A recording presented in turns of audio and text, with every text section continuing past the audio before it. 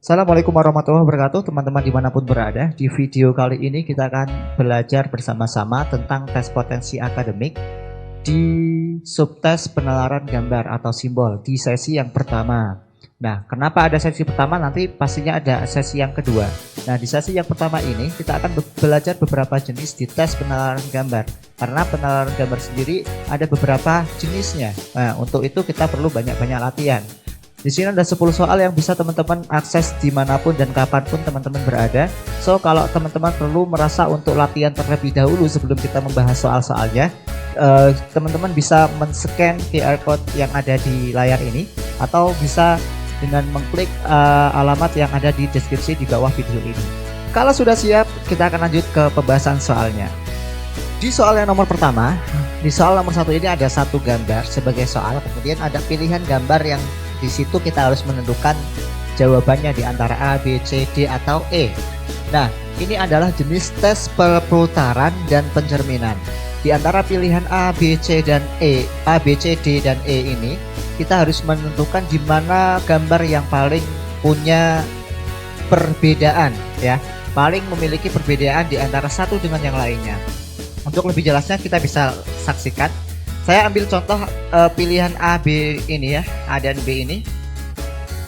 Nah, ketika saya putar pilihan B ini, ya, ternyata di pilihan A dan pilihan B itu mempunyai gambar yang berbeda. Loh, ini kan sama. Iya, ini berbeda. Ini berbeda. Memang gambarnya rada menjebak ya. So, yang ini kita bisa lihat patokannya adalah di ini. Apa nih gambar yang lancip ini? Saya patokannya pakai yang ini ya, teman-teman terserah yang lebih enak patokan yang mana. Kalau saya enaknya pakai ini yang gambar yang lancip. Dan ketika yang B ini saya putar, ternyata yang lancip itu berada di bawah walaupun posisi garis lengkungnya ini sama. So, kedua A dan B ini berbeda ya. Nah, karena ini berbeda, pasti jawabannya itu antara A dan B, karena yang kita cari adalah perbedaan. So, kita lihat pilihan C, D, dan E. Kita merujuk ke yang mana? Setelah menggunakan imajinasi kita putar-putar, akhirnya pilihan C, D, dan E ini sama ya dengan pilihan yang B. Ya, sama. Maksudnya adalah antara B, C, D, dan E ini adalah sama sejenis. Ini adalah perputaran. Nah, ini juga merupakan perputaran dari gambar yang soalnya ya. Gambar yang berada di soal. Kalau ini kita putar, ke sini nih sedikit. Ini nanti akan menghasilkan gambar yang seperti ini. Nah, di gambar A ini adalah hasil pencerminan. Kita tidak bisa menemukan posisi yang seperti ini ketika kita muter-muter pilihan, ketika kita memutar-mutar soalnya. So, paling beda dan jawabannya adalah yang A, karena dia memiliki yang paling berbeda dari pilihan jawaban yang lainnya. Jawabannya adalah A. Kemudian di soal yang nomor 2, ya, gambar ini lebih mudah ya daripada yang dibandingkan dengan soal yang nomor 1 tadi. Yang nomor 2, caranya adalah kita mengambil 2 sampel. Saya ambil pilihan A dan B terlebih dahulu. Saya menggunakan imajinasi, kita putar. Ternyata pilihan A dan B itu mempunyai gambar yang sejenis ya. Kalau kita putar sama-sama bisa diputar. Jadi antara A dan B ini bukan merupakan jawabannya. Kita putar pilihan yang lain.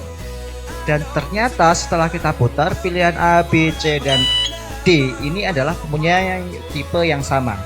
Ya, antara pilihan A, B, C, D ini adalah hasil pencerminan dari gambar yang ada di soal ini. So, pilihan yang paling memungkinkan adalah yang E, karena dia memiliki gambar yang paling berbeda. Pilihannya ini adalah hasil perputaran dari soal. So, jawabannya adalah yang E. Oke, next nomor 3. Di nomor 3 sama, soalnya tipenya adalah pencerminan atau perputaran. Seperti biasa kita testing dulu di pilihan A dan B. Oke, saya putar dan hasilnya adalah sama, pilihan A dan B. So, jawabannya bukan A dan B. Kita putar-putar yang lain menggunakan imajinasi ya. Kalau di sini saya tampilkan menggunakan ini pakai animasi biar kita mempermudah imajinasi kita. Nah, pilihan yang paling sama, yang paling berbeda maksud saya adalah yang C. Pilihan yang C adalah hasil dari perputaran pada soal, sementara A, B, D, dan E adalah hasil pencerminan di gambar pada soal. Jawabannya adalah yang C. Kemudian yang nomor 4. Lah, ini adalah tes analogi ya. Ini adalah tes analogi gambar. Antara gambar satu dengan yang lainnya itu mempunyai hubungan, dan hubungan apa yang dimaksudkan. Nah, itu yang akan kita cari. di nomor 4 ini kita akan coba menganalisa satu gambar yang ada di soal dulu, yang ini ya. Ini adalah gambar segitiga, kemudian di sini menjadikan gambar ini sebagai kotak. Loh, kok bisa seperti itu? Coba kita usut-usut ya kita. Nah, ternyata gambar segitiga itu merupakan belahan, atau segitiga ini adalah separuh dari gambar yang sesudahnya ya. Ini jadinya ini adalah belahan, atau ya belahan deh. Jadi yang nomor 4 ini jawabannya adalah yang apa? Ya, yang E. Ini adalah separuhnya. Ya, gambar ini adalah separuhnya dari gambar ini. Kalau kita menerapkan sistem yang sama, prinsip yang sama, ini kita akan tidak menemukan jawabannya di lain pilihan jawaban. Jadi jawabannya benar adalah yang E. Oke, lanjut yang nomor 5. Yang nomor 5 sama, ini adalah tes analogi gambar. Kita harus mencari gambar hubungan dari gambar yang antara yang satu dan yang lainnya. Ini adalah gambar yang contoh pada soal ya.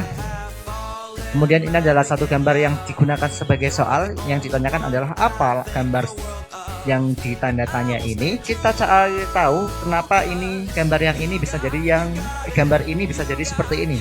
Ternyata kalau kita usut, ini adalah hasil perputaran 90 derajat dari gambar yang pada soal sebelumnya. So, kalau ini kita putar 90 derajat, maka hasilnya adalah yang D otomatis ya. Jadinya yang seperti ini. So, jawabannya adalah D. Yang nomor 6. Yang nomor 6 ini sama, masih di tes analogi gambar. Kita akan mencari sebab akibat dari gambar-gambar ini. Kalau kita perhatikan di sini, saya akan menentukan titik ya, karena saya lebih susah kalau kita gambar ini. Nah, ini saya akan menganalisa gimana caranya gambar ini kok bisa jadi gambar seperti ini. Nah, caranya saya biasanya tak putar dulu sebelum ada pencerminan, saya putar terlebih dahulu.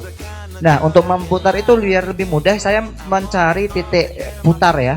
Titik acunya ini yang saya tandai sebagai merah, titik putarnya kan berarti yang di tengah ini. Kalau ini saya putar, cetet. Nah, hasilnya adalah sama. Kalau kita perhatikan sekali lagi, ini adalah perputaran sebanyak 180 derajat. Kalau kita perhatikan di gambar yang ada soal, saya menggunakan ini sebagai titik putar ya, karena lebih enak ya kalau saya menggunakan titik sudut apa ya nih, titik untuk memutarnya, poin ya, poin rotationnya ada di sini. Saya lebih enak untuk membayangkan, karena kalau kita taruh di tengah di sini nanti biasanya akan pusing.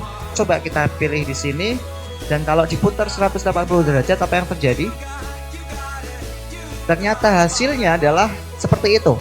Jadi gambar miringnya itu yang ada di atas, dan ini masih di gambar yang lurus. Jawabannya adalah yang C, yang tepat ya.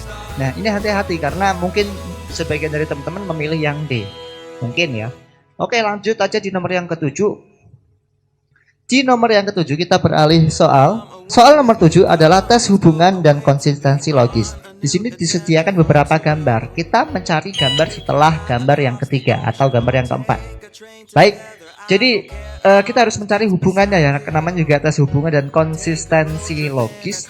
Jadi kita harus mencari hubungan dan konsistensi yang logis pada gambar-gambar di bawah pada soal. Nah, kalau kita perhatikan, kita kalau dipertemukan dengan soal yang seperti ini, kita harus fokus ke soalnya terlebih dahulu. Nah, kalau kita perhatikan antara di gambar 1 dan kedua, apa sih yang akan terjadi? Nah, ternyata di gambar plus ini dia geser satu kali, geser satu langkah, kemudian segi limanya juga geser satu langkah. Saya ulangi deh. Nah, ini gambar yang satu, untuk menjadi gambar kedua dia geser satu langkah ke kiri. Nah, antara gambar 2 dan gambar 3 sama, dia geser satu langkah, segi 5 ke pojok, tanda plusnya di tengah. Jadi gambar yang setelahnya adalah iya dibalik. Kok bisa? Oke, coba. Nah, kayak gini ya. Jadi gambar yang keempat adalah seperti ini. So, jawabannya adalah yang A. Ini yang A. Oke, lanjut ke nomor 8. Ada gambar yang seperti ini, sama. Ini adalah tes hubungan dan konsistensi logis. Kita cari konsistensi atau hubungan apa di antara tiga gambar ini. Maka dari itu kita fokus dulu ke gambar. Kemudian apa yang terjadi antara gambar satu dan gambar yang kedua? Ternyata dia adalah hasil perputaran 90 derajat dari gambar yang pertama. Hubungan antara gambar yang kedua dan gambar yang ketiga ternyata juga diputar sebanyak 90 derajat. So gambar yang keempat adalah gambar yang ketiga, kita putar 90 derajat. Maka gambar keempat nanti hasilnya seperti ini. Kalau kita cek pada pilihan jawaban, maka jawabannya adalah yang apa nih, yang C ya, oke, yang C. Nomor 9 ini soalnya masih sama ya, tes hubungan dan konsistensi logis antara gambar yang keempat ini nanti akan jadi gambar yang seperti apa.